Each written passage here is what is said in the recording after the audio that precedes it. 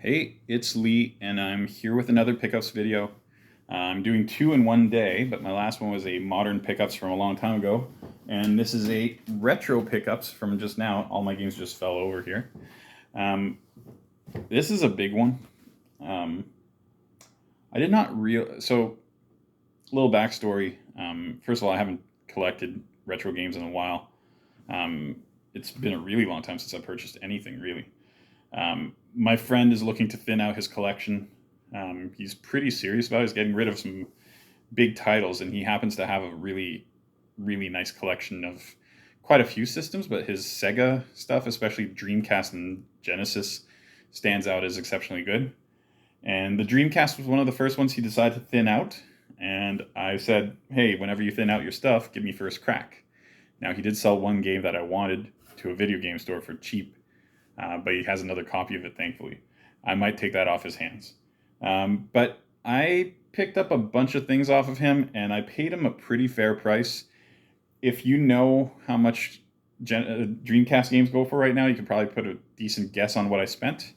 I'll tell you, I spent about 2/3 of retail on this. Like I paid him a fair price because I went for most of his higher end titles, with a couple little ones in between that I wanted. The thing with the Dreamcast right now is that even fairly like semi-common games are going for $50, $60 on eBay, with shipping included. But I basically kind of took whatever the price was with shipping of sold listings, took off about $5, and I said that's more or less retail. And I decided that on the really high end stuff, that's definitely going into my collection. I would pay almost full retail, maybe like 80% of whatever that price was, just because I'm not reselling it, at least not for a long time. It's going into my collection. I'm still getting a deal because if I were to buy it online or at a store, I'd be paying more. And, I want to encourage him to sell me more games because there's a lot of other games I'm targeting that he owns. So I did that. On the stuff that I wanted a little bit less, I paid a little bit, like still more than half, well, more than half. But it's more typically game stores in this area. If your collection is very top heavy in terms of good titles, they'll give you about 50% of the value. Like you can sell an individual game sometimes for 70% of its full retail value if it's a big enough game. If it's a $700 game, they might give you $500 for it because they know they're going to make $200. If it's a $70 game, they won't give you $50 for it. They'll give you 35 because they want to make at least some kind of profit. And then if it's a $7 game, you'll be lucky to get, $1 for it or $2 for it. It's just kind of how the market is. Everything is like that. Bulk stuff doesn't kind of sell for nearly as much as the actual value of it is. So with that in mind, I just wanted to kind of clarify that I didn't pay full retail on this, but I certainly didn't pay little either. Because most of these games are going into my collection, I think I probably average out at about 70% of retail, which is fine by me. So I will kind of point out which games I really wanted and which games I kind of wanted, and we'll go through them. And I stacked them roughly in order of rarity value, but maybe I'll throw some numbers at you. So the cheapest games in here would be about in the $40 to $60 range, and all the other ones would be quite a bit higher. I'll let you guys know when I'm getting close to the 100. And some of these seem like common titles, and they still go for over 100, so it's interesting. Anyway, first game is Tomb Raider. What is this? The Last Revelation. I don't know much about it. I just been kind of stumbling upon Tomb Raider games. I figured I might as well have them all. If I have one, why not have all? So Tomb Raider. This is one of the cheaper games. I believe it goes for about $40. Here is Armada. It's like a space shooter thing. Looks a little like Asteroid. Not an expensive game. $40, $50, something in that range again.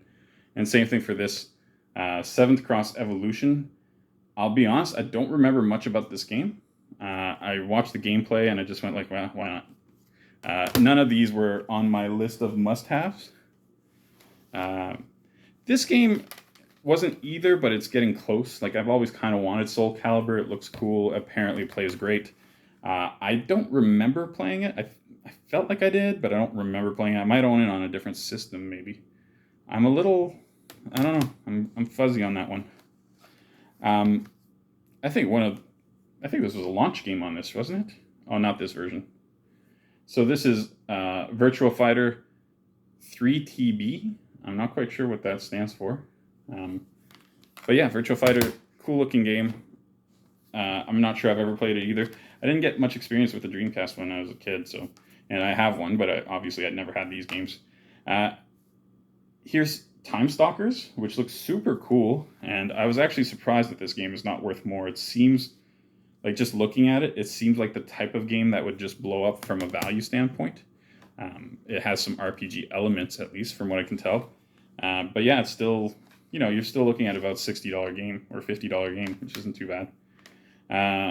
And this is Omicron, the Nomad Soul, which I knew very little about, but I just thought it looked super cool. So I don't know. Again, not a crazy expensive game. And then this game, which I thought was a super common game, is going for quite a bit of money right now. So this is Jet Grind Radio, which I think most people who know about the Dreamcast know that game looks super cool, cel-shaded graphics, all that kind of stuff. And then another fairly common game that's going for quite a bit right now, anything survival horror on pretty much any 32-bit, 64-bit, anything actually beyond that system is weirdly valuable right now. So if you look at the price tag on here, it was $34.99, but that was a little while back. This is going for about $80 right now. So they're all kind of pricey games. Dino Crisis, survival horror, Resident Evil-ish stuff, like, it's just a guaranteed thing. From a collector's standpoint, I have a lot of trouble passing it up. And then the Dreamcast is known for fighting games. This is one I hadn't heard of, but it is going for quite a bit of money, and it looks all right. So this is Plasma Sword. I basically decided that any kind of game he had that was a fighting game, I'd pick up just because they're all kind of blowing up in value. Like, again, not a huge Mortal Kombat fan, but this Mortal Kombat Gold, I think, is exceeding $100 right now. I've never tried this version, so I look forward to giving it a go. I shouldn't say I'm not a Mortal Kombat fan. I actually love Mortal Kombat 2 on the Genesis. So, it's just I haven't played any of the newer ones. And we're kind of like continuing that trend, another fighting game. Street Fighter 4, I guess. No, 3. I can't read.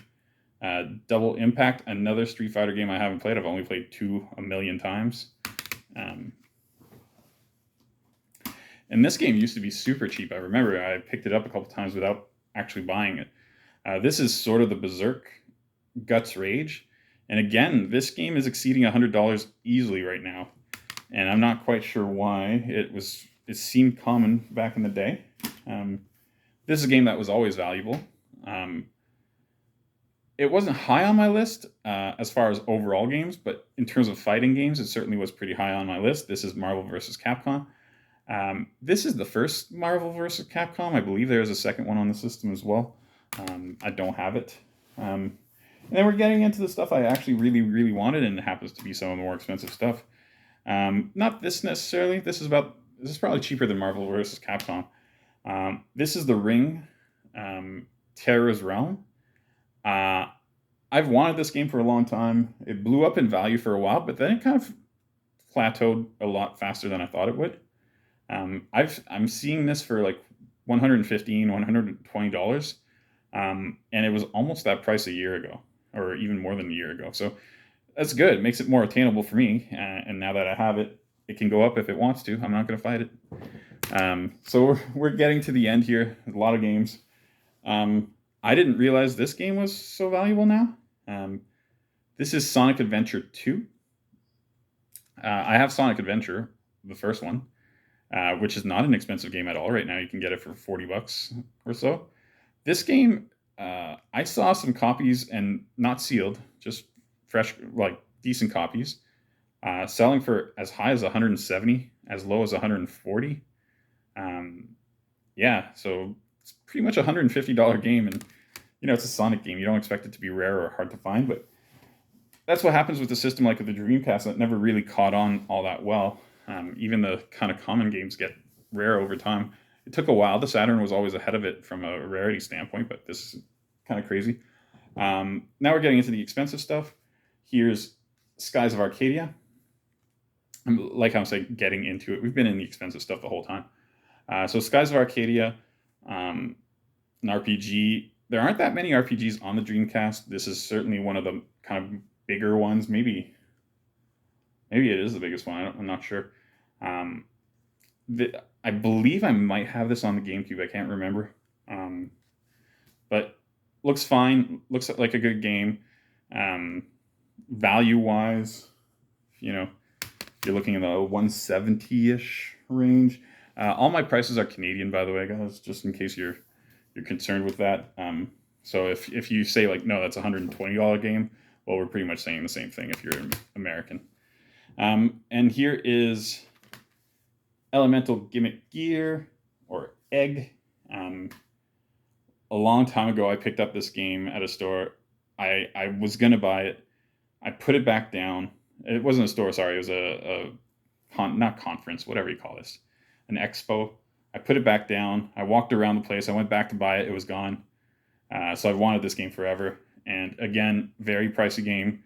Similar to Skies of Arcadia, maybe a little lower, 160, something in that range. But definitely not cheap. Interesting looking game. I don't know. I've always been intrigued by it. And the big title I picked up, and where most of the value came from his standpoint, at least in terms of getting my money, is this game. This is Gigawing 2. And this is a shooter. It looks super cool. I like, of all the games he owned, this is probably the second or third most wanted game for me. I would say The Ring was actually ahead of this. But this is a big one to get out of the way. If you're going to be a Dreamcast collector, if you're going to have a nice Dreamcast collection, it's a must-have. So that's a whole stack of games. Let's see if I can lift it up without dropping anything. A whole stack of games, a whole lot of money. But I helped my friend out, and there's no filler in this, right?